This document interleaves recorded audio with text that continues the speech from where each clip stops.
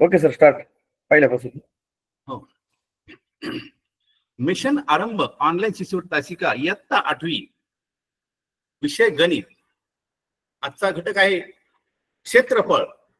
आपण मागील घटकामध्ये, मागील तासिकेमध्ये काही आकृत्यांच्या क्षेत्रफळाची माहिती पाहिली, त्यावर आधारित उदाहरणे पाहिली.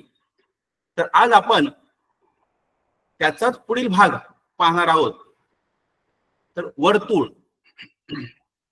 तर वर्तुळ, आज आपल्याला वर्तुळ यावर आधारित उदाहरणे आणि त्यावर कशा प्रकारचे प्रश्न परीक्षेत येतात ते आपण पाहणार आहोत. तर वर्तुळ म्हणजे काय? वर्तुळ म्हणजे एका विशिष्ट बिंदूपासून समान अंतरावर असलेल्या सर्व बिंदूंच्या संचाने बनलेली एक बंद वक्र आकृती होय. हे आपल्या सर्वांना माहिती आहे.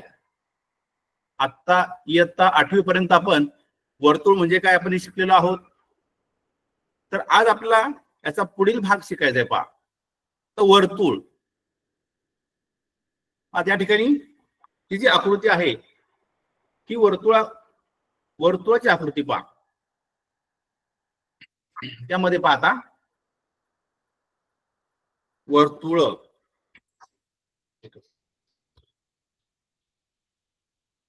ही आकृती वर्तुळाची आहे. पहा, यामध्ये पाहता या ठिकाणी हा केंद्रबिंदू आहे, केंद्रबिंदू आहे. आणि ही जी आहे पहा, ही वर्तुळाची सर्वात मोठी जीवा किंवा याला काय म्हणतात पहा, वर्तुळाचा व्यास. वर्तुळाचा काय पहा, व्यास. आणि वर्तुळ मध्य पहा, केंद्रबिंदू ते वर्तुळापर्यंत ही जी आहे त्यानंतर त्रिज्या. तर पहा, आता आपल्याला या वर्षी किंवा इयत्ता 8वी मध्ये वर्तुळाचे क्षेत्रफळ, त्यानंतर अर्धवर्तुळ क्षेत्रफळ आणि वर्तुळ पाकळीचे क्षेत्रफळ या 3 सूत्रावर आधारित उदाहरणे आपल्याला परीक्षेमध्ये येतात. पहिलं सूत्र आहे पहा, वर्तुळाचे क्षेत्रफळ पाय आर वर्ग. पायची किंमत असते पाय बरोबर 22/7 घ्यायचं किंवा 3.14. आर म्हणजे त्रिज्या. आर म्हणजे काय? त्रिज्या. त्रिज्येचा वर्ग म्हणजे 22/7 ला त्रिज्येच्या वर्गाने गुणल्यानंतर जे उत्तर मिळतं ते आहे वर्तुळाचं क्षेत्रफळ. हे सूत्र आपण पाठ करून ठेवायचंय. त्यानंतर जे पुढील सूत्र आहे अर्धवर्तुळाचे क्षेत्रफळ. अर्धवर्तुळ, अर्ध्या वर्तुळाचे क्षेत्रफळ.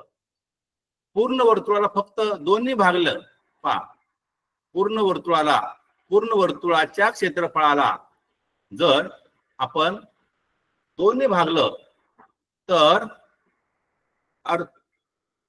2 भागलं तर अर्धवर्तुळ क्षेत्रफळ मिळतं. पहा, या ठिकाणी हे जे सूत्र चुकलेलं आहे पहा. आता वर्तुळ पाकळी क्षेत्रफळ पाहता. वर्तुळ पाकळी म्हणजे काय? या ठिकाणी पाहता आपण पहा, वर्तुळ पाकळी म्हणजे वर्तुळाच्या 2 त्रिज्या.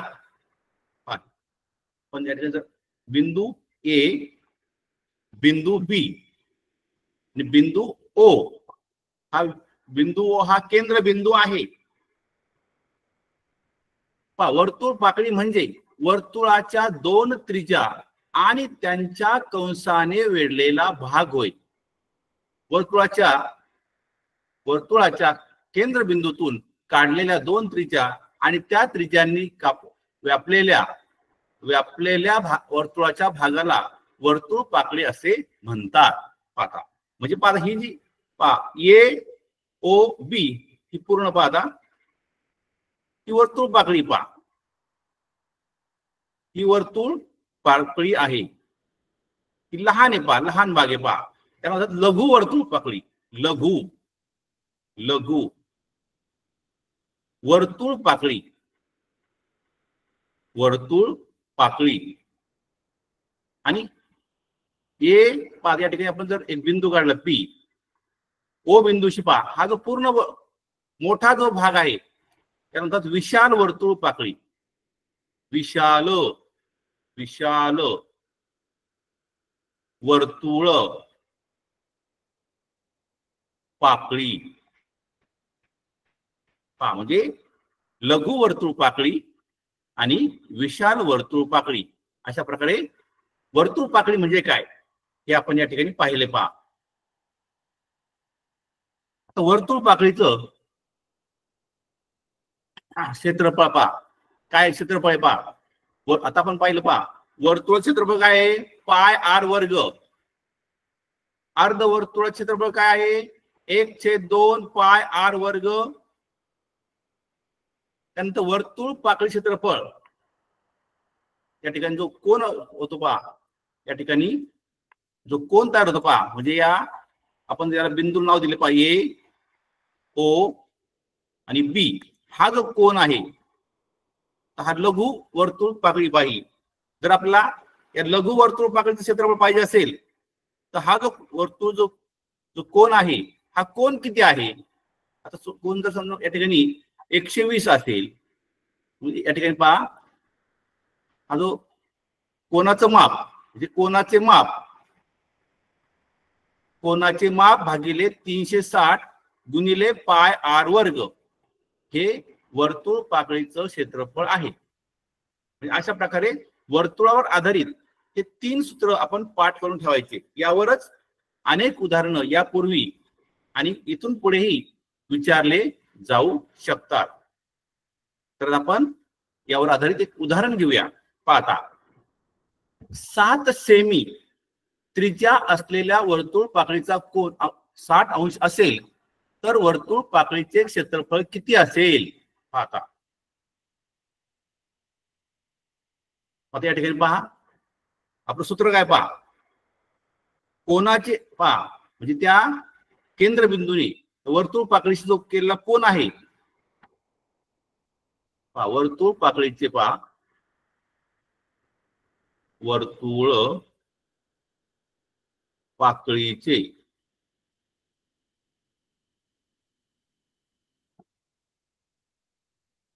क्षेत्रफळ बरोबर जो कोन आहे भागिले 360 गुणिले पाय आर वर्ग. आता हा जो कोन किती आहे, हा कोन आहे 90 अंश. आपण जर पाहता अशा प्रकारे वर्तुळ काढलं आणि हा जो कोन आहे पहा, हा 60 अंशाचा कोन आहे पहा, तर 60 अंश भागिले 360 गुणिले पाय आर वर्ग 22/7 गुणिले 7चा वर्ग म्हणजे 7 गुणिले 7, कारण त्रिज्या किती आहे 7 सेंटीमीटर पहा. आता आपण याला संक्षिप्त रूप देऊया. 0 गेला 0 गेला पहा, 6 1 6 6 7 36 7 1 7 7 1 7 तो उरले पहा त्या ठिकाणी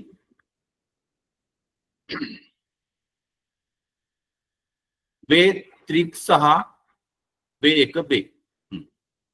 उत्तर पाहता वर्तुळ 11 गुणिले 60/3, 11 7 77/3 आणि मग 11 77/3 आपण जर भाग पहा, 3 1 3 3 2 6 3 5 15 15 3 7 18 अशा प्रकारे वर्तुळ पाकळीचे क्षेत्रफळ आले पहा 25.6 चौरस सेमी. म्हणून हे सूत्र आपलं पाठ असलं पाहिजे. पुढचं उदाहरण घेऊ आपण. 14 सेमी त्रिज्या असलेल्या वर्तुळ पाकळीचा कोन 90 अंश असेल तर वर्तुळ पाकळीचे क्षेत्रफळ किती असेल. आता त्रिज्या किती पहा, आपल्याला जी माहिती दिलेली आहे ती आपण लिहून घेऊयात. प्रथम त्रिज्या किती आहे? त्रिज्या बरोबर 14 सेमी. आणि वर्तुळ पाकळीचा कोन आहे, तो कोन किती आहे? कोन बरोबर 90 अंश. आता सूत्र काय पहा, वर्तुळ पाकळीचं सूत्र काय पहा, वर्तुळ पाकळीचे क्षेत्रफळ बरोबर पहा, जो कोन आहे तो कोन भागिले 360 गुणिले पाय आर वर्ग. पहा कोन किती आहे? 90 अंशाचा कोन आहे, भागिले 360 गुणिले पाय म्हणजे किती आहे? 22/7 गुणिले 14 गुणिले 14, कारण आर वर्ग म्हणजे 14चा वर्ग. पहा आता या ठिकाणी पहा, शून्य गेले 9 1 9 9 चौक 36, 7 1 7 7 2 14. पहा बे 2 4 बे 1 बे 2 बे 1 बे बे 1 बे. पहा काय उरले पहा त्या ठिकाणी 11 गुणिले 14. जर आपण 14 ला 11 ने गुणलं, 11 योग 44, 4 4 11 1 11 4 15, म्हणजे 154 चौरस सेमी हे या वर्तुळ पाकळीचं क्षेत्रफळ आहे. पहा पुढचं उदाहरण, वर्तुळाचा परिघ, वर्तुळाचा जो परिघ आहे तो परिघ किती पाहता, परिघ बरोबर 39.6 मीटर असेल तर त्याचे क्षेत्रफळ काढा. आता आधुनिक सूत्र आहे, वर्तुळाचा परिघ बरोबर 2 पाय आर. वर्तुळाचा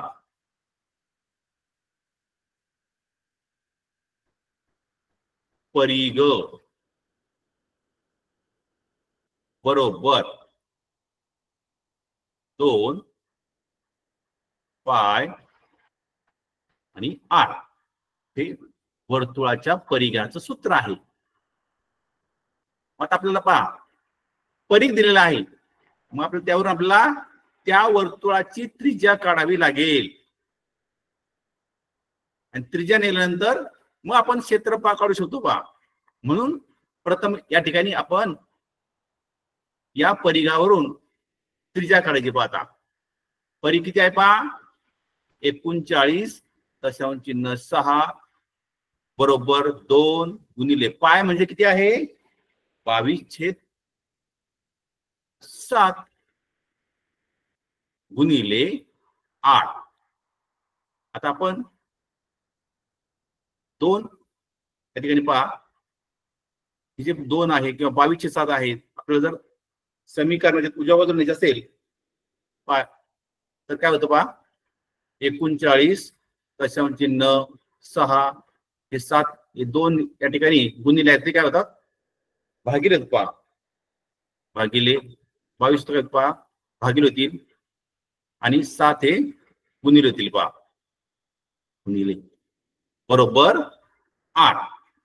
आता आपण जर याला संक्षिप्त रूप दिलं, पहा त्या ठिकाणी, तर पहा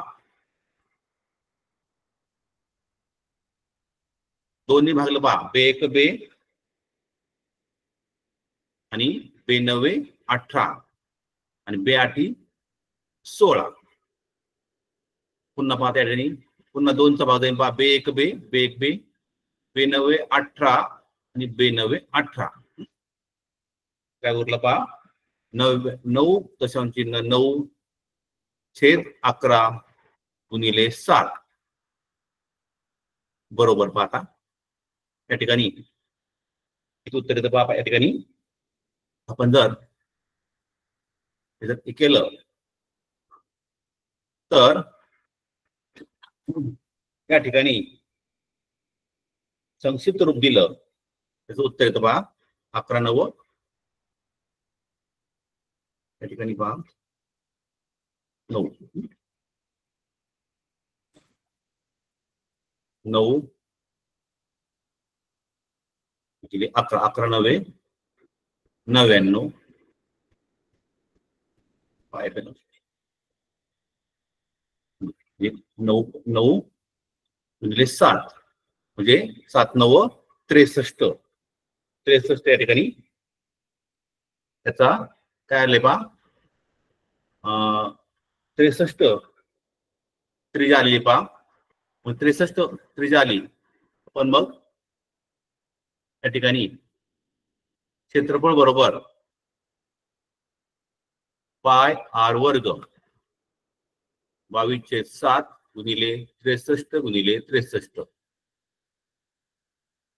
या ठिकाणी अशा प्रकारे 7 9 63 आणि हा जर गुणाकार केला तर आपलं जे उत्तर आहे 22 गुणिले 9 गुणिले 63 या तिघांचा गुणाकार केला तर या ठिकाणी आपलं जे उत्तर आहे पहा उत्तर काय ते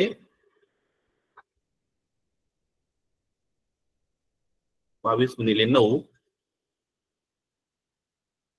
गुणिले 63 12,474 चौरस मीटर. पुढचे घेऊ आपण अर्धवर्तुळाकृती बागेची परिमिती 180 मीटर असेल तर त्या बागेचे क्षेत्रफळ काढा. आता अर्धवर्तुळाकृती बाग आहे या ठिकाणी अर्धवर्तुळाकृती बाग आहे म्हणजे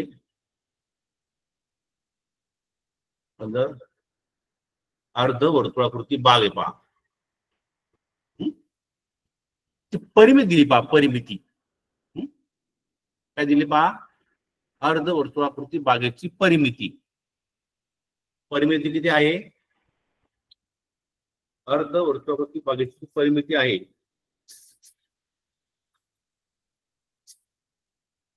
180 मीटर आहे.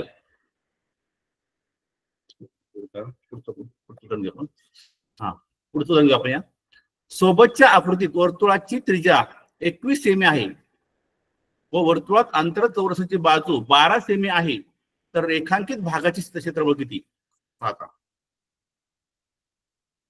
एक उदाहरण आहे पहा मागील वर्षी म्हणजे मागच्या आतापर्यंत इयत्ता 8वीच्या ज्या यापूर्वीची स्कॉलरशिप परीक्षा झाली होती त्या परीक्षेला हे उदाहरण विचारलं होतं. सोबतच्या आकृतीत वर्तुळाची त्रिज्या पहा 21 सेमी आहे आणि वर्तुळात अंतर्गत चौरसाची बाजू 12 सेमी आहे पहा तर रेखांकित भाग क्षेत्रफळ काढा. पाहता म्हणजे रेखांकित भाग कोणता आहे पाहता हा रेखांकित भाग आहे पहा हा जो भाग आहे हा रेखांकित भाग आहे रेखांकित भाग आहे. आता आपल्याला या ठिकाणी काय करावं लागेल पहा प्रथम वर्तुळाचं क्षेत्रफळ काढावं लागेल पहा वर्तुळाचं पूर्ण वर्तुळ क्षेत्रफळ काढावं लागेल पहा आणि त्यानंतर त्यातून ह्या चौरसाचं जे क्षेत्रफळ आहे ते वजा करावे लागेल पहा चौरसाचं क्षेत्रफळ वजा करावे लागेल म्हणजे आपल्याला या ठिकाणी उत्तर निघेल पहा. मग आता आपल्याला या ठिकाणी दोन सूत्र आपल्याला माहिती पाहिजे पहा. तर पहिलं सूत्र कोणतं पहा वर्तुळाचे क्षेत्रफळ बरोबर पाय आर वर्ग. त्या ठिकाणी काय दिलं पहा वर्तुळाची त्रिज्या 21 दिली पहा वर्तुळाची त्रिज्या 21 सेमी दिलेली आहे आणि आपल्याला त्या ठिकाणी विचारलंय पहा याचं काय करायचं पहा क्षेत्रफळ काढायचं पहा वर्तुळाची त्रिज्या 21 दिलेली आहे. त्रिज्या पहा त्या ठिकाणी वर्तुळाची त्रिज्या पहा या ठिकाणी हे जे अंतर आहे ती त्रिज्या पहा किती आहे 21 आहे. किती आहे 21 आहे. 21 आहे.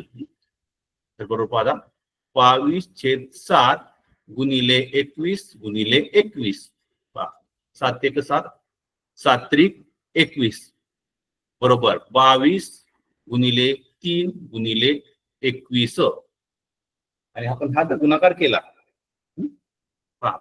22 66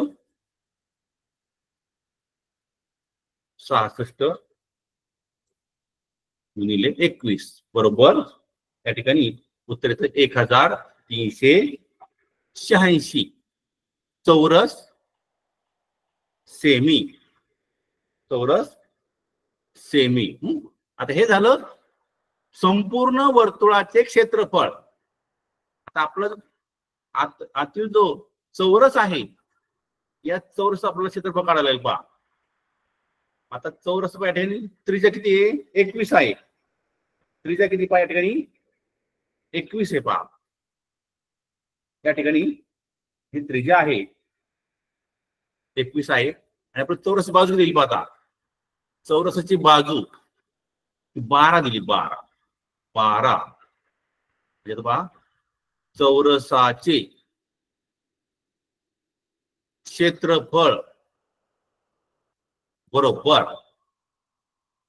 बाजू वर्ग. बाजू किती दिले बा 12 12चा वर्ग 12चा वर्ग 144 चौरस सेमी. आता रेखांकित भाग जो रेखांकित भाग आहे रेखांकित भागाचे क्षेत्रफळ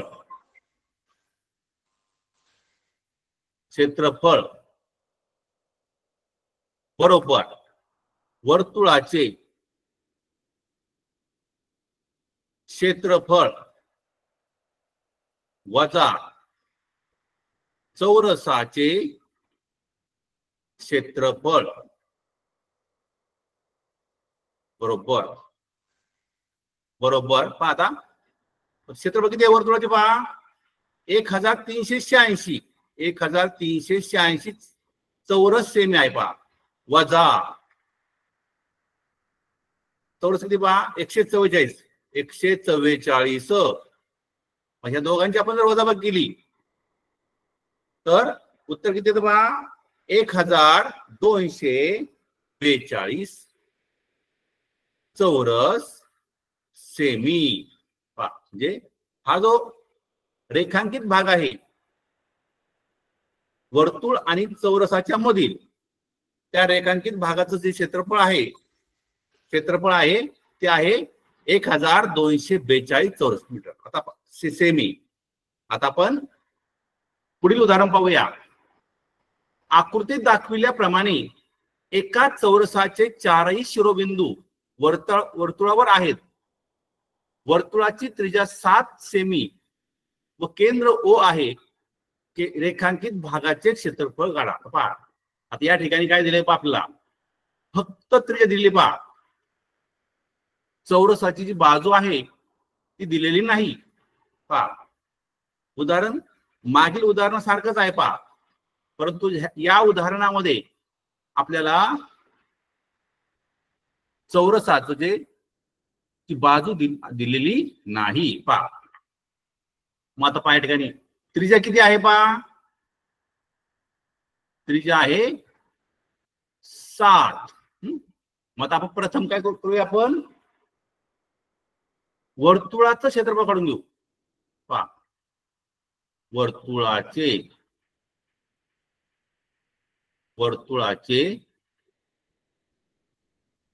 क्षेत्रफळ बरोबर पाय आर वर्ग.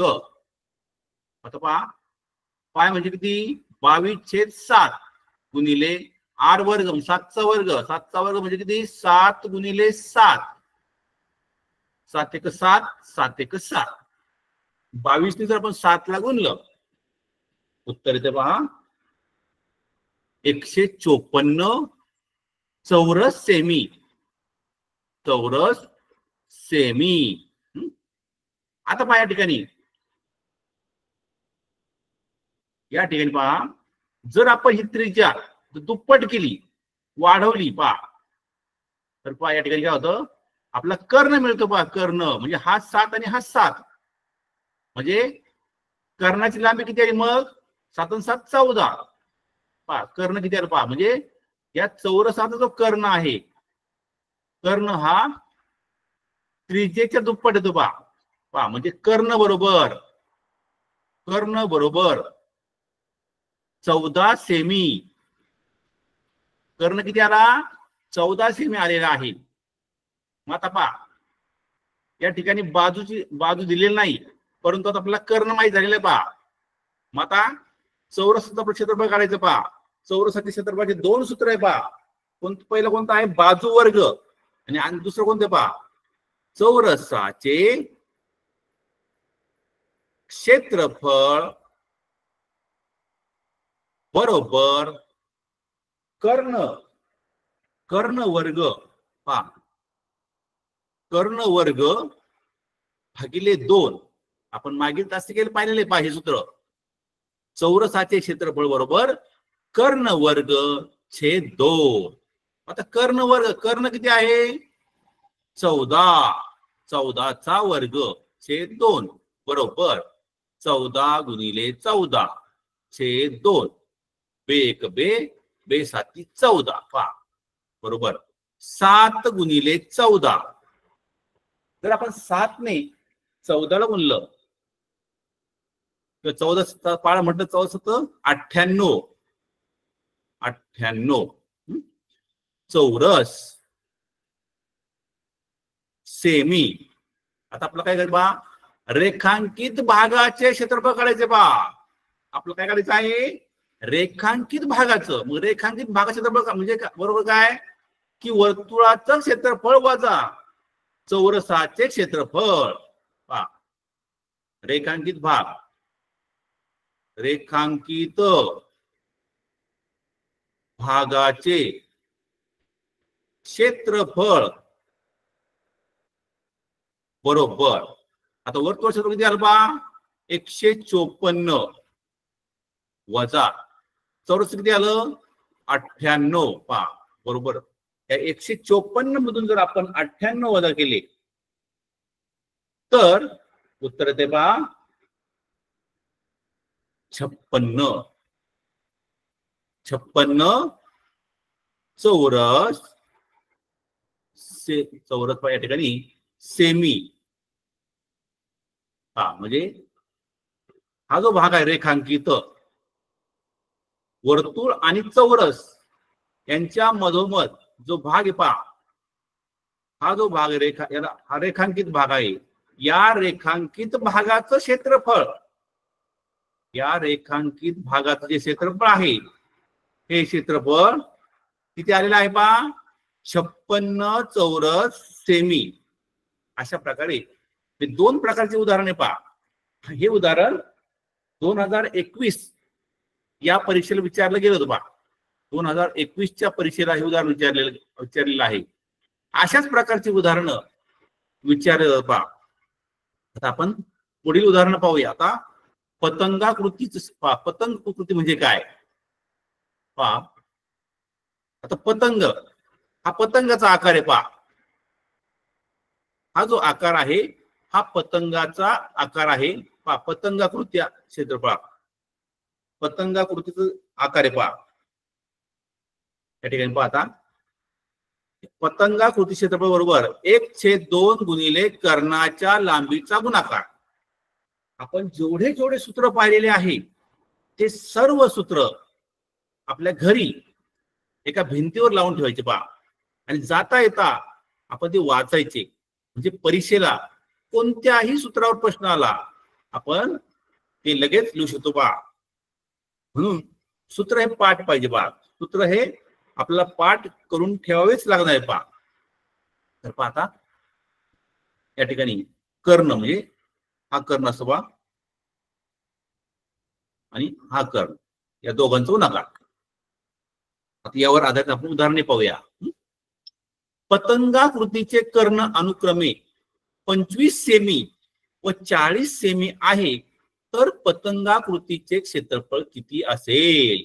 पहा, आपण आता पाहिलं काय, पतंगाकृती क्षेत्रफळ बरोबर 1/2 गुणिले कर्णाच्या लांबीचा गुणाकार. हे सूत्र आपलं पाठ पाहिजे. पहा, पतंगाकृतीचं पहा, पतंगाकृतीचे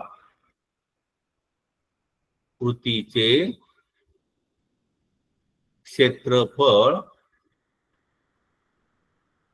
बरोबर 1/2 गुणिले कर्णांच्या लांबीचा गुणाकार, म्हणजे दोन्ही जे कर्ण आहे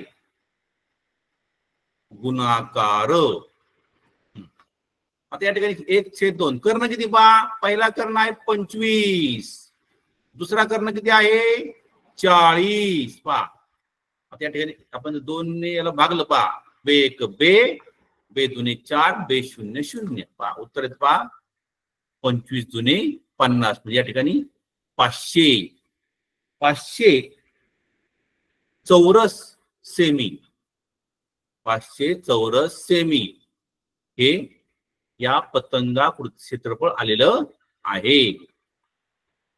आणखी उदाहरण पाहू आपण. पतंगाकृतीचे कर्ण 15 सेमी व क्षेत्रफळ 480 चौरस सेमी आहे, तर पतंगाकृतीचा दुसरा कर्ण किती असेल? पहा आता या ठिकाणी सूत्र काय पाहता, पतंगाकृतीचे क्षेत्रफळ बघा, पतंगाकृतीचे क्षेत्रफळ बरोबर 1/2 गुणिले कर्णांच्या लांबीचा गुणाकार. आता पहा क्षेत्रफळ किती पहा, 480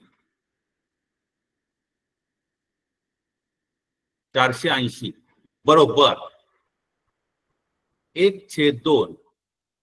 आता गुणिले पहिला कर्ण किती पहा 15 गुणिले दुसरा कर्ण.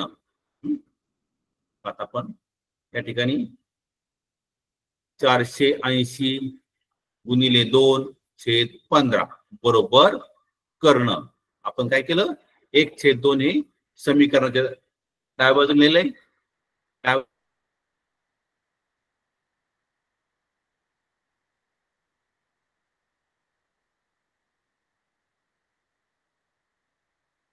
संक्षिप्त रूप दिलं पहा, 3 5 15, 3 1 3, 3 9 18,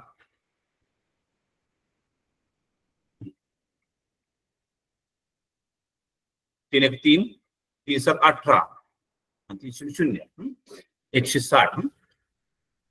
160 गुणिले 2/5, पुन्हा 5 ने पहा, 5 1 5, 5 3 15 आणि 5 दुने 10, म्हणजे उत्तर येतं पहा 32 गुणिले 2 बरोबर 64. म्हणजे किती किती आला कर्ण बरोबर 64 आलेला आहे, 64 सेमी. पहा आपण आतापर्यंत म्हणजे मागील 3 तासिकेला जे घटक पाहिले पहा, पहिलं पहा आता आपण पाहूयात आपण हे सूत्र पाहिले पहा, क्षेत्रफळाचं आहे. त्रिकोणाचे क्षेत्रफळ पाहिलं पहा, पहिलं पहा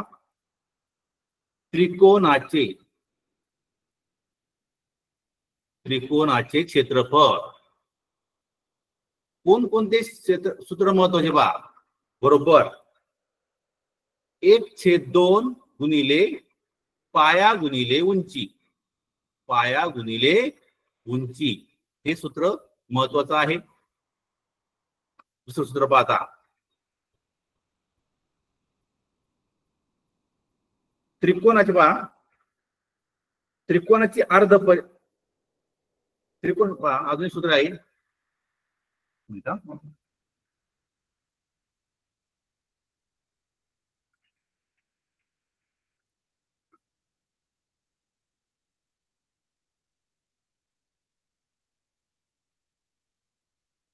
एक मिनिट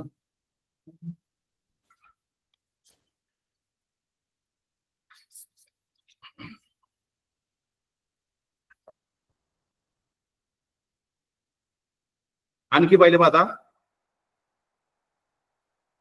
दुसरं पहा किंवा कोणते अजून यस वजा यस कंसात यस वजा ए त्यानंतर यस वजा बी आणि यस वजा सी हे सूत्र आहे पहा त्रिकोणाचं हे आपण पाहिलेलं आहे. आता पुढचं पहा समभुज त्रिकोण चित्र पहा समभुज त्रिकोणाचे क्षेत्रफळ बरोबर वर्गमुळात 3/4 बाजूचा वर्ग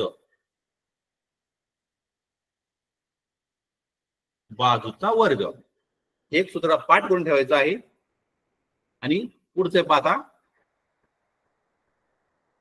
चौरसाचे क्षेत्रफळ त्याचे दोन सूत्र आहे पहा कोणते पहा एक बाजू वर्ग आहे आणि दुसरा आहे पहा कर्ण वर्ग छेद 2 हे दोन सूत्र आपण पाठ करून ठेवायचे आहे.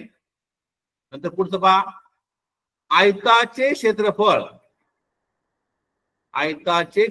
बरोबर लांबी गुणिले रुंदी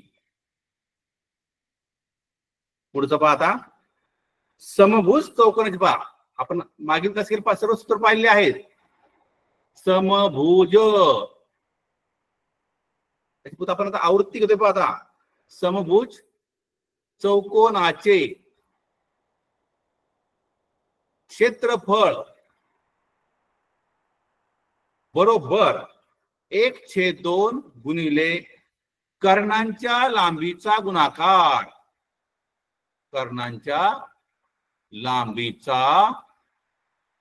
गुणाकार सूत्र पाठ करून ठेवायचं आहे.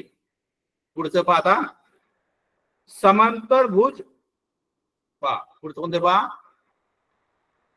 समांतर भुज चौकोनाचे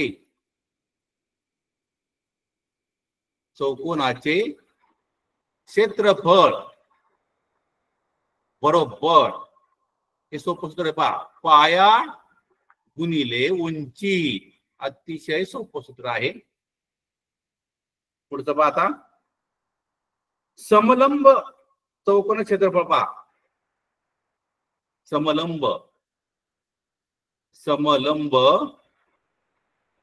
चौकोनाचे क्षेत्रफळ बरोबर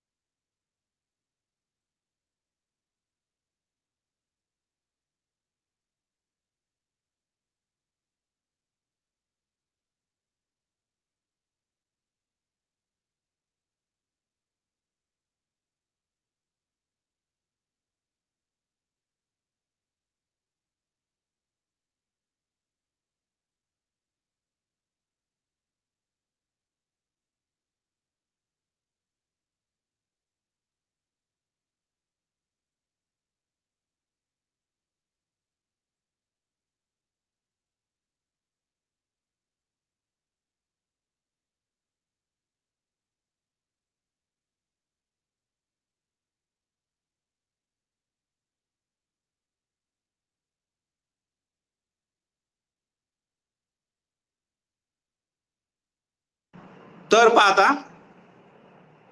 आता आपण सर्व क्षेत्रफळ पाहिले पहा.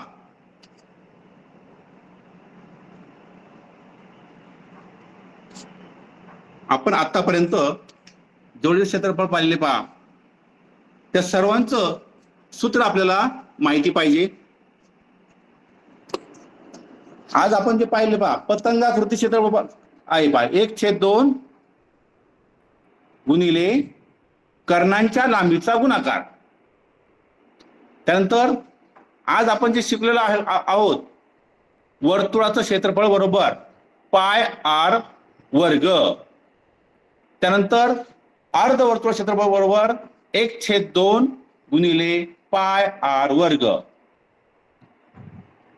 त्यानंतर वर्तुळ पाकळीचे क्षेत्रफळ बरोबर पहा कोणाचं माप कोणतं पहा वर्तुळ केंद्राशी केलेला कोन.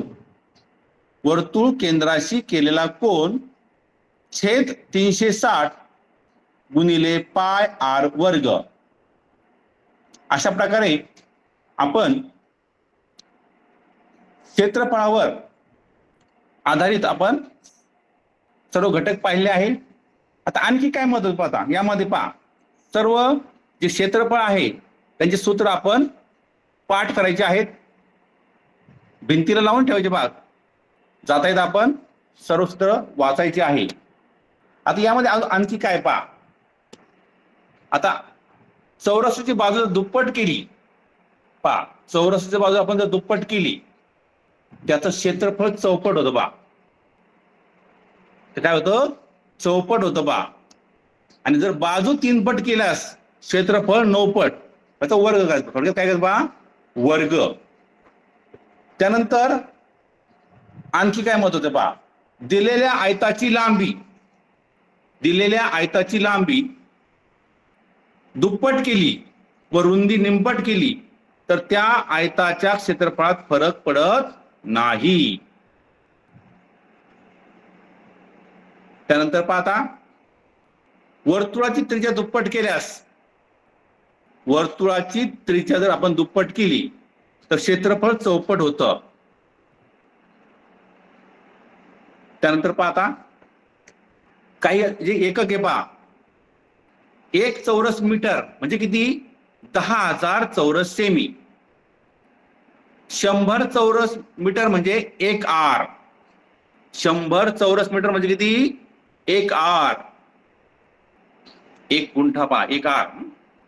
नंतर 100 आर म्हणजे 1 हेक्टर. एका हेक्टर मध्ये पहा 100 आर असतात. आर म्हणजे गुंठे पहा. 100 हेक्टर बरोबर 1 चौरस किलोमीटर आणि 1 हेक्टर म्हणजे 10,000 चौरस मीटर. 10,000 चौरस मीटर. अशा प्रकारे परीक्षेला चौरसावर आधारित कोणत्याही आकृतीवर आधारित क्षेत्रफळावर आधारित कोणताही प्रश्न आला तर तो प्रश्न काळजीपूर्वक वाचायचा आणि त्याप्रमाणे आकृती काढायची. त्या प्रश्नावर आधारित सूत्र आपण आठवायचं आहे. सूत्र कोणतं आहे ते सूत्र लिहून घ्यायचं आणि त्या ठिकाणी तो प्रश्न आपण सोडवायचा. अतिशय सोपं पहा. जर सूत्र तुमचे जर पाठ असतील तर तुम्हाला हा जो घटक आहे अतिशय सोपा वाटेल पहा. हा जो काठिण्य पातळीचा घटक आहे पहा आणि हे जर तुम्हाला मार्क्स मिळाले तर तुमचं जे स्कोर आहे तो निश्चित वाढणार आहे. म्हणून जास्तीत जास्त सूत्र पाठ करून ठेवा आणि त्यावर आधारित उदाहरणांचा सराव करा. तर या ठिकाणी आज आपण क्षेत्रफळ हा घटक या ठिकाणी आपण या ठिकाणी थांबूया. पुढील पण आपला घटक घ्यायचा आहे मात्र पुढील प्रकरण वेगळं आहे पहा.